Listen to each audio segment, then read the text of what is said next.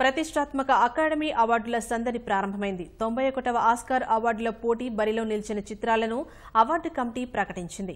Roma, the favourite చిత్రాలు 10 విభాగాల్లో నామినేషన్లు దక్కించుకుని సత్తా చాటాయి. A star is born, Vice చిత్రాలకు 8 విభాగాల్లో నామినేషన్లు దక్కగా బ్లాక్ పాంథర్ చిత్రం 7 విభాగాల్లో ఆస్కార్కు నామినేట్ అయింది.